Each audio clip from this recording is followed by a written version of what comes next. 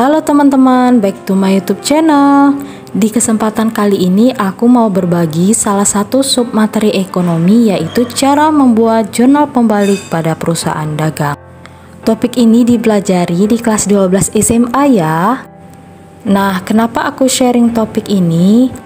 Karena masih banyak teman-teman kita, terutama adik-adik kita yang masih duduk di kelas SMA ya, masih bingung cara membuat jurnal pembalik, terutama menentukan akun-akun apa saja yang harus dibalik.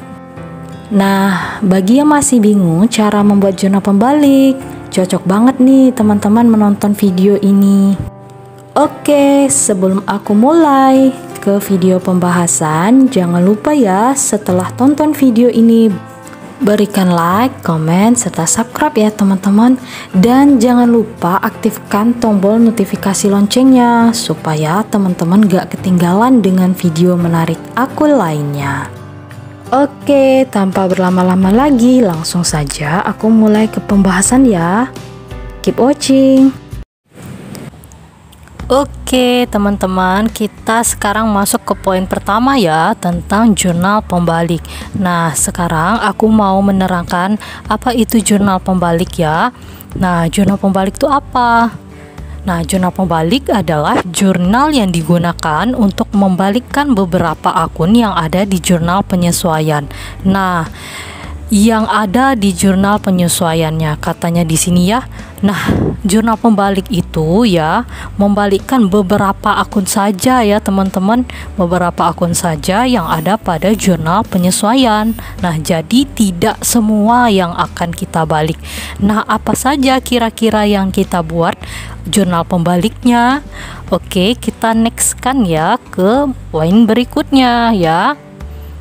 Nah, ini dia teman-teman akun yang harus dibuat jurnal pembaliknya. Nah, yang pertama adalah beban yang dibayar di muka dicatat menggunakan metode beban. Nah, yang kedua adalah pendapatan diterima di muka yang dicatat menggunakan metode pendapatan. Next, number 3 is beban yang masih harus dibayar atau utang, dan selanjutnya adalah pendapatan yang masih harus diterima. Nah teman-teman, 4 jurnal penyesuaian ini aja ya yang harus kita balik ya. Nah, di mana kita ambil sumber datanya? Sumber datanya kita ambil dari jurnal penyesuaian ya, baik itu akunnya maupun saldonya ya. Oke, sekarang kita lanjut ke poin berikutnya, yaitu cara membuat jurnal pembalik. Nah, teman-teman, cara membuat jurnal pembalik ini gampang banget ya. Nah, tinggal balikkan posisinya ya, debit atau kredit pada jurnal penyesuaian.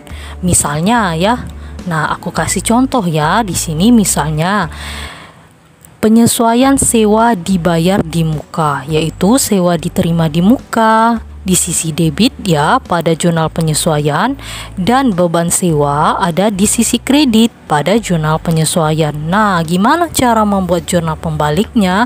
Gampang aja teman-teman, tinggal kita balik posisinya ya. Nah, sewa diterima di muka yang tadinya di debit kita balikkan ke kredit, kemudian beban sewa yang tadinya di kredit kita balikkan ke debit. Nah, jadi jurnal pembaliknya adalah beban sewa di debit dan sewa diterima di muka di kredit. Nah, gitu ya teman-teman, gampang ya. Nah, nanti kalau kita mau buat jurnal pembalik, kita sesuaikan aja di jurnal penyesuaiannya ya. Kira-kira apa yang harus kita balik kayak gitu ya.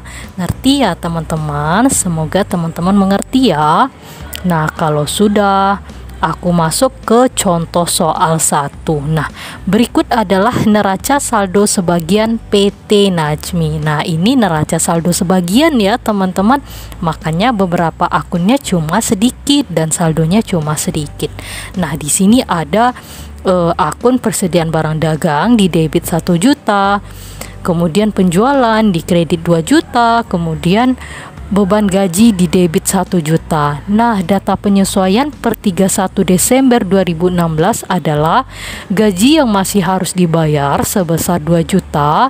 Nah, yang ditanya, buatlah jurnal penyesuaian dan jurnal pembaliknya ya. Nah, jadi ini 2 tugas kita ya teman-teman. 1 buat jurnal penyesuaian, 2 jurnal pembalik ya. Oke, aku mulai ke pembahasan ya. Nah, di sini kan teman-teman tercatat data penyesuaian per 31 Desember 2016, gaji yang masih harus dibayar sebesar 2 juta. Nah, ini kan harus kita buat jurnal penyesuaiannya ya. Gimana caranya? Nah, kita udah belajar ya sebelumnya kalau membuat jurnal penyesuaian dari gaji yang masih harus dibayar ya, atau utang yang masih harus dibayar. Gampang aja, tinggal kita debitkan beban gaji sebesar 2 juta dan utang gaji sebesar 2 juta. Nah, kenapa beban gaji didebit? Karena bebannya bertambah ya, gajinya belum dibayar, makanya beban gajinya bertambah. Nah, tempat bertambahnya beban gaji di mana? Di kredit ya, di debit ya teman-teman, sorry ya, beban gaji bertambah di debit. Nah, apa temannya? Temannya utang gaji juga bertambah di kredit karena utangnya belum dibayar. Nah, sebesar 2 juta. Nah, kayak gitu jurnal penyesuaiannya. Nah, next kita ke jurnal pembalik. Gimana cara membuat jurnal pembaliknya? Nah, gampang aja teman-teman, tinggal kita balik posisinya ya. Nah, jadi jurnal pembaliknya adalah utang gaji kita debitkan sebesar 2 juta dan beban gaji kita kreditkan sebesar 2 juta. Nah, tinggal kita balik ya teman-teman. Nah, gampang ya. Nah, semoga teman-teman mengerti ya video aku ini. Kalau misalnya teman-teman menganggap aku kecepatan menerangkan, misalnya juga teman-teman request, Kak tolong dong dilambatkan nerangkannya, boleh tulis di kolom komentar ya. Nah, oke.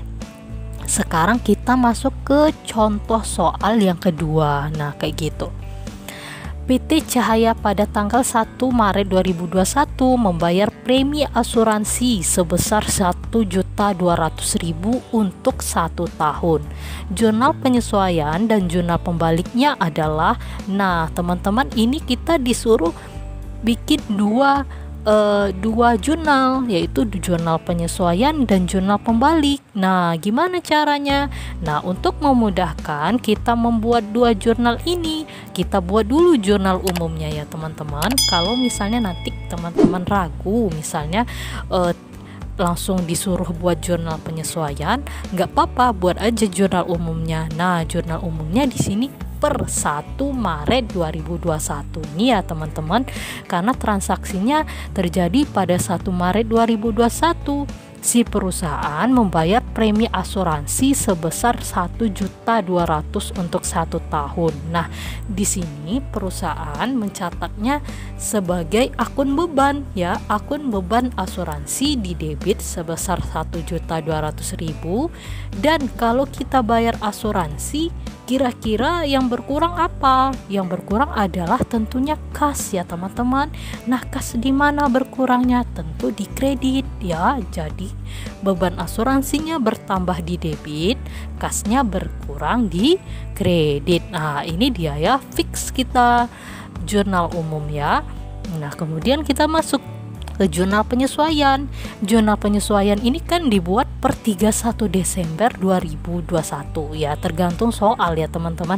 Kalau di sini tahunnya 2021. Nah, gimana cara buatnya? Nah, di sini si PT Cahaya kan menggunakan metode beban ya, menggunakan metode beban dalam menyesuaikan beban dibayar di muka. Dari mana kita tahu metode bebannya Kak? Kayak gitu. Mungkin teman-teman ada yang nanya seperti itu ya. Nah, gampang aja ya teman-teman. Kalau misalnya dia mencatat di jurnal umum menggunakan akun beban, nah ini namanya metode beban teman-teman. Nah, kalau misalnya di jurnal umum dia mencatat sebagai harta ya, asuransi dibayar di muka kan harta ya. Nah, itu berarti dia menggunakan metode harta ya. Nah, gimana cara membuat jurnal penyesuaiannya? Kalau menggunakan metode beban ya, menggunakan metode beban. Nah, hartanya di debit ya. Asuransi dibayar di muka kan hartanya di debit. Yang dikredit apa? Beban asuransi, kayak gitu ya. Nah, ingat aja teman-teman, kalau dia menggunakan metode beban, hartanya di debit dan bebannya dikredit pada jurnal penyesuaian. Di mana kita cara melihat metodenya ya, metode apa yang digunakan di jurnal umum. Kalau perusahaan mencatat sebagai beban, berarti menggunakan metode beban ya. Nah, teman-teman harus menggunakan metode beban pada jurnal penyesuaian ya. Berarti hartanya di debit. Nah, ini kan harta ya, asuransi dibayar di muka, di debit sebesar 200.000. Nah, beban asuransi dikredit sebesar 200.000. Nah, dari mana Kak ini dapatnya 200.000? Mungkin teman-teman ada yang nanya ya, kayak gitu ya. Gampang aja teman-teman. 200.000 ini perhitungannya adalah sebagai berikut. Nah, 1.200.000 ini ya, asuransi untuk 1 tahun ya, 1.200.000. Kita bagi 12 dulu teman-teman. Nah, jadi totalnya adalah 100.000. 100.000 ini untuk per bulan teman-teman ya, untuk per bulan. Nah, beban yang terpakai itu ya, beban yang terpakai ini dia. Beban yang terpakai itu kan dari bulan Maret. Nah, dari bulan Maret sampai Desember, berarti hitungannya berapa tuh teman-teman? Ada 10 bulan ya. Nah, ada 10 bulan, ini dia. Nah, dari bulan Maret sampai bulan Desember kan ada 10 bulan. Nah, jadi berapa itu kalau 10 bulan yang terpakai? Berarti 10 dikalikan 100.000. Jadi totalnya adalah 1 juta. Nah, itu yang terpakai ya. Nah, yang belum terpakai berapa? Gampang aja. 1.200.000 dikurang 1 juta, yaitu 200.000. Nah, itu yang belum terpakai. Karena di sini perusahaan mencatatnya sebagai metode beban. Jadi saldo yang kita tuliskan adalah saldo yang belum terpakai ya teman-teman. Jadi yang belum terpakai adalah 200.000 ya. Jadi di sini asuransi dibayar di muka kita debitkan sebesar 200.000 dan beban asuransi kita kreditkan sebesar 200.000. Nah, kayak gitu teman-teman. Ngerti ya teman-teman? Nah, kalau sudah, kita buat jurnal pembaliknya. Gimana caranya Kak? Gampang. Sama seperti yang awal tadi ya, kita tinggal balikkan posisinya ya. Nah, berarti jurnal pembaliknya di sini. Nah, beban asuransi kita debitkan sebesar 200.000 dan asuransi dibayar di muka kita kreditkan sebesar 200.000. Nah, jadi tinggal kita balik ya teman-teman posisinya ya. Nah, itu ya. Oke, itu dia review sub materi tentang cara membuat jurnal pembalik pada perusahaan dagang. Semoga teman-teman makin mengerti ya. Jika teman-teman merasa video ini bermanfaat, teman-teman juga bisa berbagi ke yang lain juga. Oke, karena waktu kita sudah habis, bentar lagi aku mau pamit ya. Sebelum aku pamit, jangan lupa ya di like, komen, serta subscribe channel ini teman-teman. Dan teman-teman bisa kasih saran serta request tentang materi-materi ekonomi di kolom komentar ya.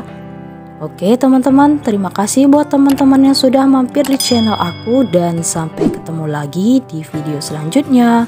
See you.